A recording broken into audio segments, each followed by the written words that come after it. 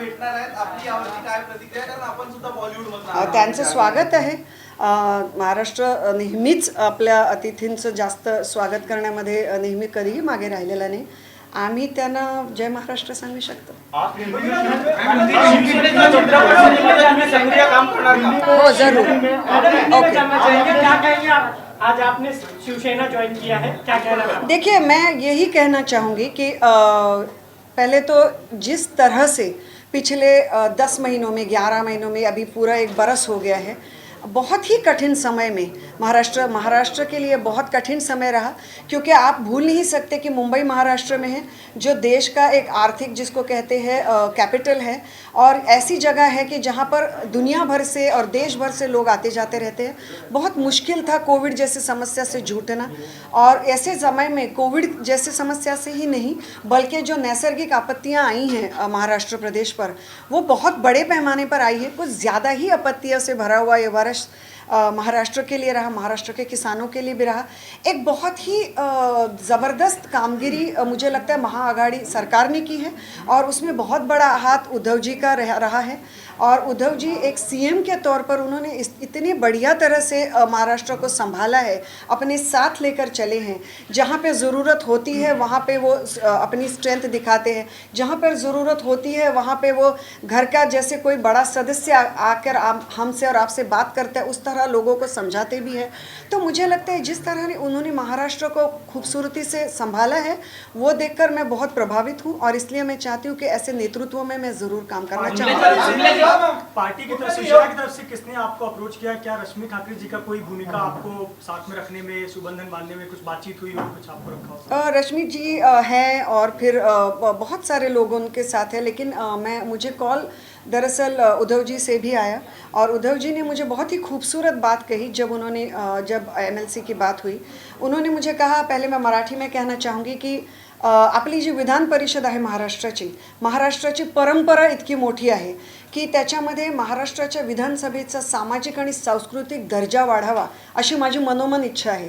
कारण का ही जी परिषद ह्या ज्या जागा आहेत, ही जी भवनं आहेत, त्याच्यात जायला लोकांना खूप मोठा प्रवास करावा लागतो.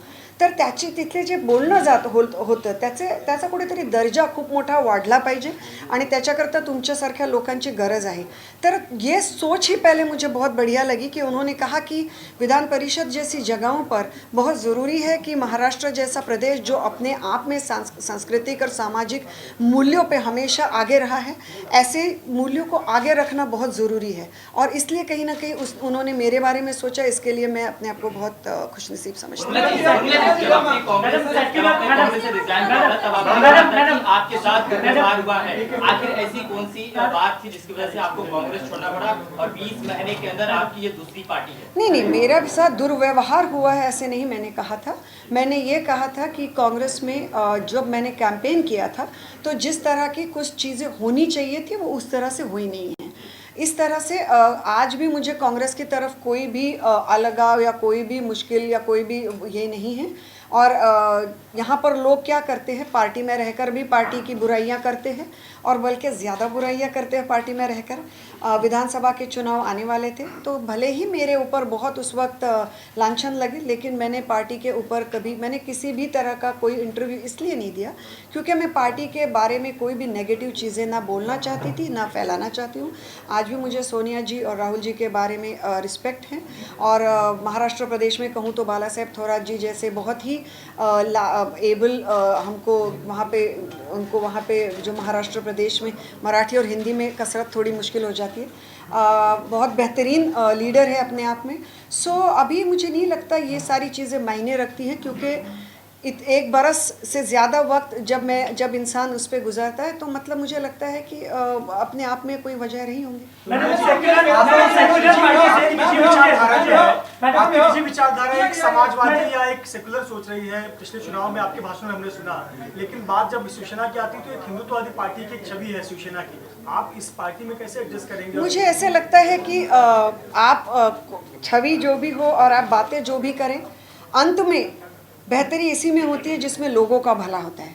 तो मैं आप लोगों से पूछना चाहती हूँ कि जो 1 बरस का आपने शासन देखा है महाराष्ट्र में, क्या आपको ऐसे नहीं लगता कि इस शासन में किसी भी तरह के लोगों को स्पेशल ट्रीटमेंट या किसी भी तरह के लोगों को कम ट्रीटमेंट, इस तरह का कोई दुर्व्यवहार महाराष्ट्र में हुआ है और ना ही वो आगे चलकर होगा? इसकी मुझे पूरी मुझे उसमें उम्मीद है, नहीं मुझे क्या कहते हैं उसको, I am sure about it.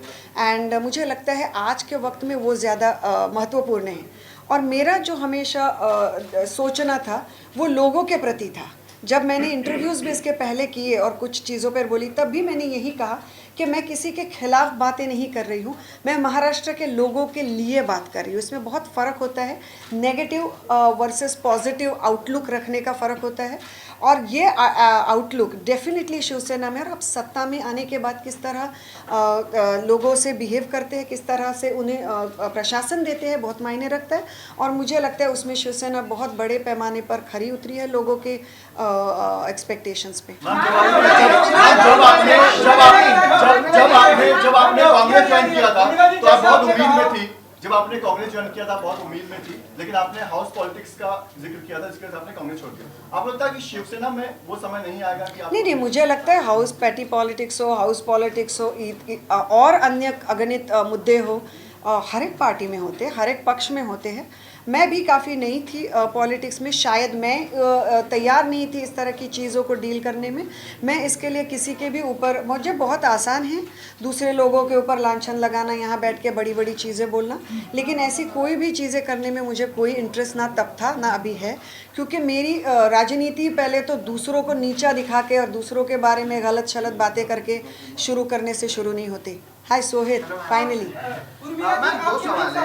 पहला सवाल ये है कि ये भी कहा जा रहा था कि क्या कांग्रेस की ओर से भी आपसे कहा गया था क्या कि एमएलसी के टिकट की जो बात है, क्या कांग्रेस की ओर से भी आपको कहा गया था कि ऑफर दिया गया था पहली? और दूसरी जो अभी आपने कहा कि नेगेटिव और पॉजिटिव वाली बात जो कही आपने, तो अभी जैसे आप कह रहे हैं कि आपके ऊपर ट्रोल हो रहा है और आप शिवसेना भी उस समय ज्वाइन कर रहे हैं जब कहीं ना कहीं सेंटर वर्सेस स्टेट हो रहा है, वहाँ से भी बॉलीवुड के कई लोग कई सारी चीज़ें बोल रहे हैं, तो इसे आप किस तरह से देखती हैं ये दोनों चीज़ों?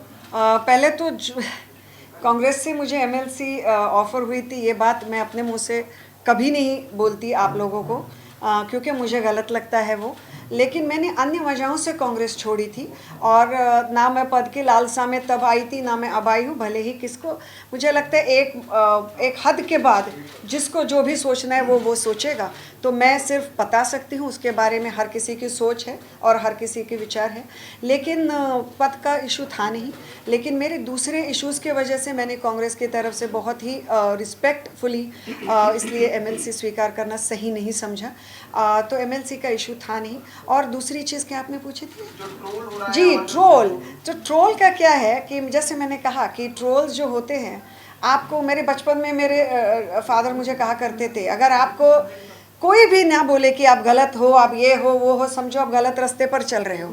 तो मुझे इतने ट्रोल्स मिले हैं, और आप मेरे साइड इस पेज पे जाकर देखिए, ना मैं किसी को ब्लॉक करती हूँ, ना मैं किसी को, और मैं तो चाहती हूँ कि अगर मुझसे कुछ गलती कल को अगर हो तो आप लोगों में से भी कुछ लोग आकर मुझे बताएं। लेकिन मेरा मानना ये है मेनली कि एक बहुत ही जहरीला सा जो एक एटमॉस्फेयर डेफिनेटली आज देश के पॉलिटिक्स में हो चुका है, कहीं ना कहीं से शुरुआत तो करनी चाहिए कि ये जहरीलापन हटाया जाए। और मुझे लगता है दूसरों को बताने से पहले मैं खुद से कोशिश करूँगी कि मैं ज़्यादा कम से कम, मैंने एक पूरा लोकसभा कैंपेन और बहुत बढ़िया कैंपेन, जहाँ पे मुझे नहीं लगता देश का कोई भी बड़ा हर एक बड़ा चैनल आया और उन्होंने कवर किया। और खुशी है मुझे इस बात की कि इस सारे चैनल कैंपेन के दौरान मैंने एक भी व्यक्ति पर कोई भी व्यक्तिगत टिप्पणी नहीं की, किसी पर भी कोई भी आलोचना और गलत चीज़ों के बारे में नहीं बोला। तो मैं यही चाहती हूँ।